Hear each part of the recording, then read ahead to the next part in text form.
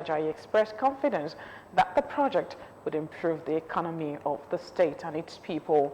Oba Ajayi was speaking in Shagamu while presenting the position of all traditional rulers and their subjects in the division at a town hall meeting on the 2023-2025 medium-term expenditure framework. The event was organized by the Ministry of Budget and Planning, Ogun State. Fowora Adiso will report.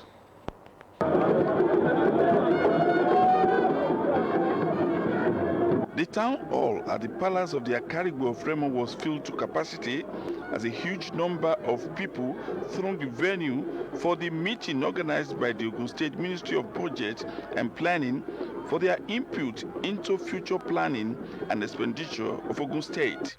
Traditional rulers, opinion leaders, artisans, youths, and the physical challenge were not left out. You can see the roads, all the roads have been widened. And again, the cargo airport, by God's way, by next month, the plane go to land there. You can see the medical, the health centers too, have been read. We publish and we're equipped with person. To fill their purse, so that whatever program in the course of the year that will be implemented shall be projects that are dear to the heart of the people. The Akarigbo of Remoland, Obabatunde Ajayi, who presented a paper covering the entire Remoland, challenged the government to do more on provision of township roads in the area. Oba Ajayi raised an alarm on the increasing rate of land grabbing in the area, while applauding government for the ongoing agro-cargo airport, which the monarch said will improve the economy of the state. On behalf of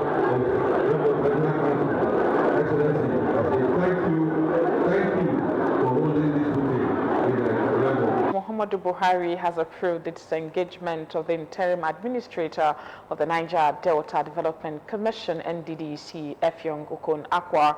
In a memo signed by the Director of Press Ministry of Niger Delta Affairs, Patricia Diburishe, Buhari ordered that the directive should take effect from today, 20th of October 2022.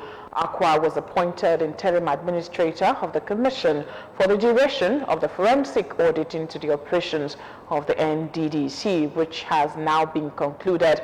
According to Deworishe, Buhari also approved the constitution of the new management team and governing board of the NDDC in line with Section 5, Subsection 2 of the NDDC Act 2000.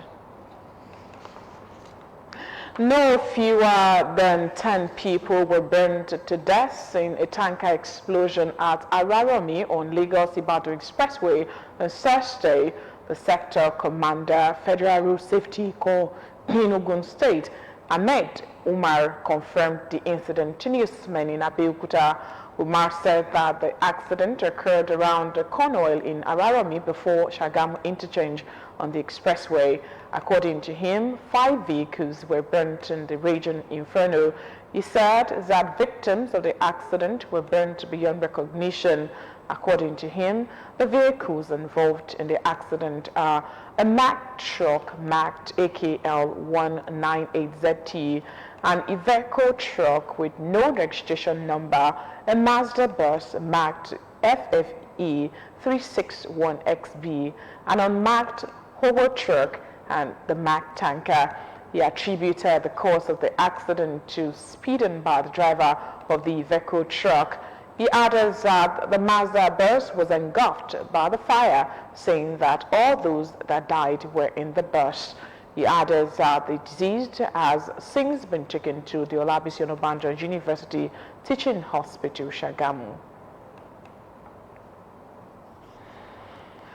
Ogun State government will not relent in its effort at ensuring the safety of lives and properties of its residents by enforcing safety precautionary laws and measures.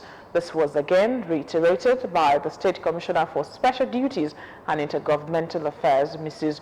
Olufemi Loriodunto, during a visit to an explosion scene at Araromi town along Lagos-Ibadan Expressway near Shagamu Interchange. Margaret Okunola reports that the newly built state-of-the-art fire service station came to the rescue. Her report. Call it a disrupted peaceful night, you are not far from the truth.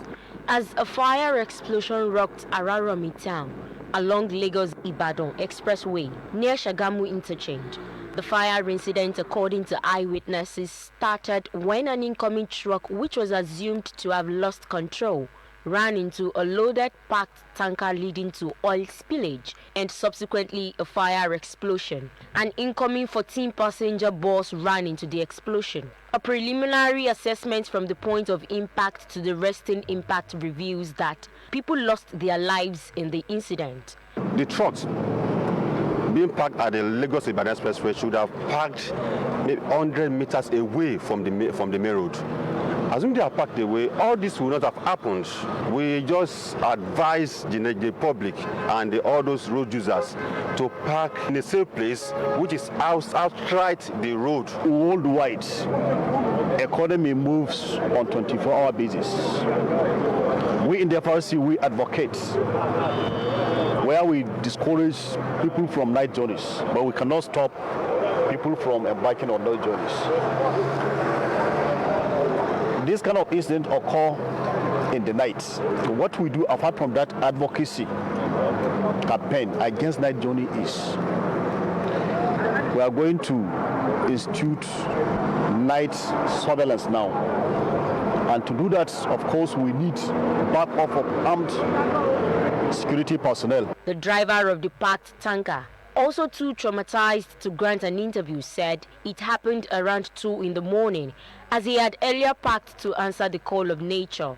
The State Commissioner for Special Duties and Intergovernmental Affairs, Mrs. Olufemi Ilori-Odunton, led the team from the ministry who were there to take an on-the-spot assessment on the level of damage and how to prevent possible future occurrence.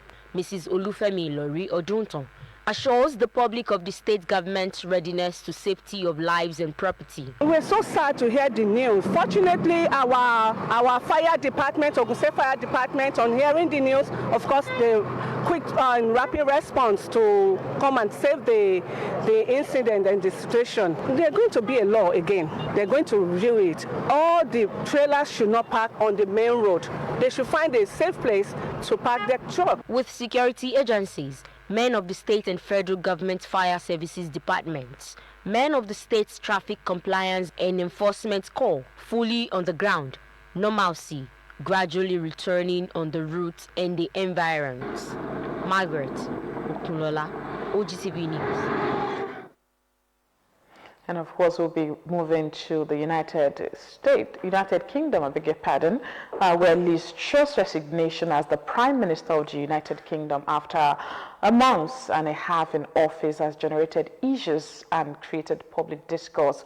She made the announcement 24 hours after saying she was a fighter and not a quitter, and so would continue in office. We bring you a report on this, and shortly after, we will be joined by a UK-based journalist to discuss the issues. Mr. Speaker, I have been very clear. Spending just 1 month and a half in office, the United Kingdom Prime Minister, Liz Truss, has resigned. I came into office at a time of great economic and international instability. Families and businesses were worried about how to pay their bills. Putin's illegal war in Ukraine threatens the security of our whole continent, and our country has been held back for too long by low economic growth. I was elected by the Conservative Party with a mandate to change this. We delivered on energy bills and on cutting national insurance. And we set out a vision for a low-tax, high-growth economy that would take advantage of the freedoms of Brexit. I recognise, though, given the situation, I cannot deliver the mandate on which I was elected by the Conservative Party. I have therefore spoken to His Majesty the King to notify him that I am resigning as leader of the Conservative Party. This came after a rising chorus of members of our own Conservative Party calling for her resignation. Mr. Speaker, that I am sorry and that I have made mistakes.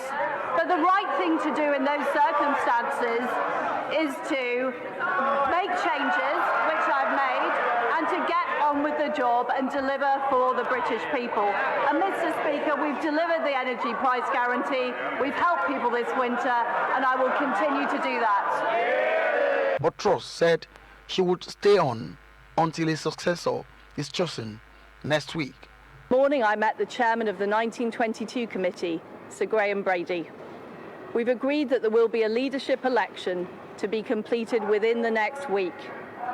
This will ensure that we remain on a path to deliver our fiscal plans and maintain our country's economic stability and national security. I will remain as Prime Minister until a successor has been chosen. Thank you. Truss succeeds Boris Johnson, who resigned from his appointment as Prime Minister in July over a series of scandals. Mary Elizabeth Truss, a British politician, is the outgoing Prime Minister of the United Kingdom and leader of the Conservative Party. Yes, we're now being joined by a UK-based Nigerian journalist, Dimeji Awoyemi, to discuss this development. A lovely evening to you, Dimeji. Thank you for joining the news tonight. Thanks for having me. Okay, maybe we should start by asking you what exactly is the atmosphere like in the UK presently that the Prime Minister has resigned. Well, for every parliamentarian system of governance that, like the one we run here in the United Kingdom, there is confusion. There is confusion because it's just a political party that has been determining who leads. And this has brought a kind of a chaotic perception of what government and what government should be. Bearing in mind that we had Boris Johnson, they had 4 to 6 weeks of campaigning and walking around the whole country. They were reduced from 11 until Liz Truss became the Prime Minister. And for 45 days in office, to end just the way it has ended, and like Friday mentioned, just yesterday she said she's a fighter and she was not going to quit. So everything has just collapsed. And for me, Conservative Party, the Tories are basically engaging themselves in a very toxic class politics. And I don't think they will escape having the general election, because how to come with another leader? The nomination is open now and it will be closed on Monday. And by Friday, 28th of October, only the political party voting online again will just give us another Prime Minister and a leader of the party. It's quite ridiculous. So the mood has changed, and I'm pretty sure they will have the pressure eventually to have the general election. Ideally, the election was supposed to be 2024, but with the way they're just using the political party to change from one Prime Minister to the other, I don't see how they will escape. Okay, let's look at what she said. According to her, she cannot deliver the mandate on which she was elected by her party. Is this, to say that she underestimated the magnitude of the challenges they were having in the country at the time she was coming on board? Exactly. However, politics and governance is about teamwork and it's about the people. Now, and that's what I mean by an element of discomfort has been introduced to the system, into their political party. And it was a case of let's make a choice of who is going to, who is amenable. And that was what brought Liz Truss in, because of course Boris Johnson, the immediate past, supported her, felt comfortable with her.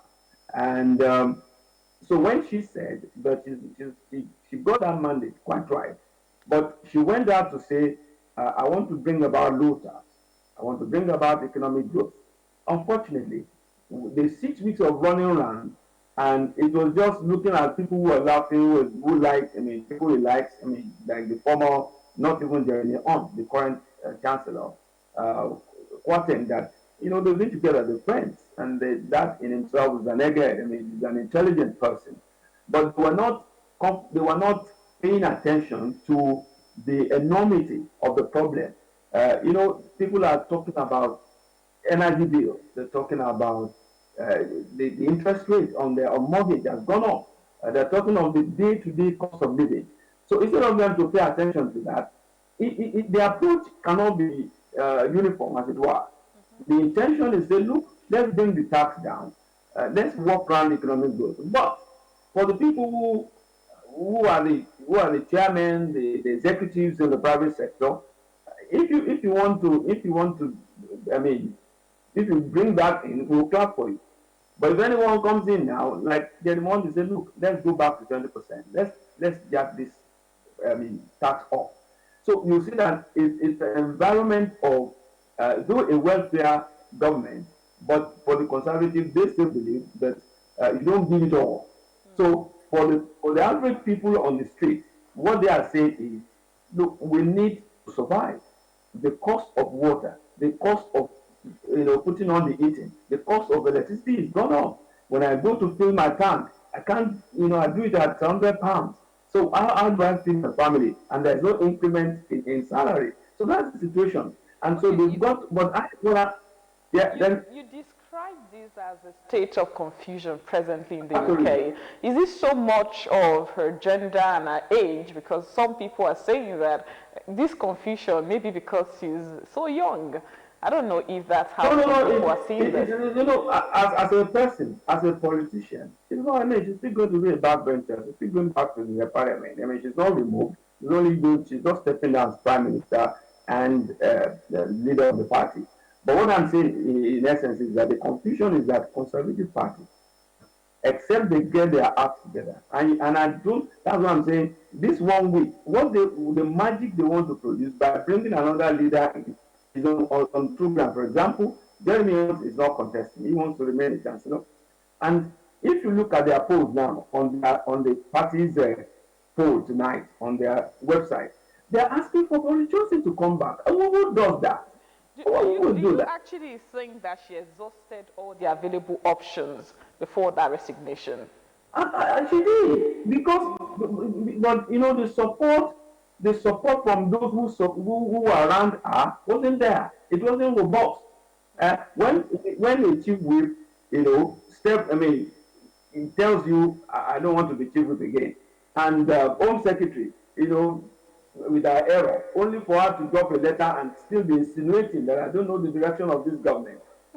That tells me, and again, those who are on the side of Rishi Sunak, who was the co-contestant, they are not wishing her well. So it's a case of, let me look at the table, and I see, as soon as she looks and she finds out that, don't forget, the last two appointments were people who were on the opposition, including the Home Secretary. She had to go and get snaps to go to take over. So it was a case of, yes, without us, you can't do anything.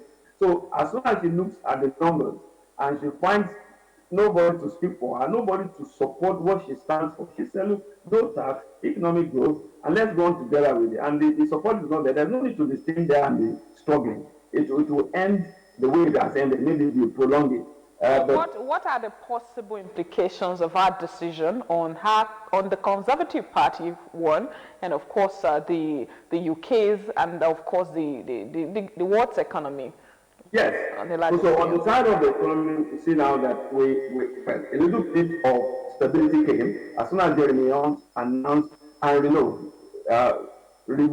the mini budget that Fossey announced. A little bit with the dollar-pound exchange rate picked up a little bit. And again, because he's a thorough politician, is a reliable, and the private sector seems to like him. So things are changing on that level. What I know cannot change immediately is the gas bill, because the Ukraine war is still going on. We haven't got it. So the welfare package that everyone is expecting at home, the best you can have is subsidizing, supporting them on because we are from next Sunday, when we change to proper winter, we're going to have everyone has to put the heating on. We've got to put on the lights. So those are the issues that they need to face. Now, the other implication, sorry? Okay. Because of our time, we sincerely want to appreciate your time with us tonight on the news. We wish you all the best. See you some other time. Thank you, Dimiji. Thank you. Moving on, the United States has announced that it is providing $1 million in immediate humanitarian assistance to support Nigerians affected by the recent flooding in the country. Nigerian authorities have announced over 500 deaths from floods that have affected about half of the country's 36 states. Millions of people have also been displaced by the floods. The U.S. support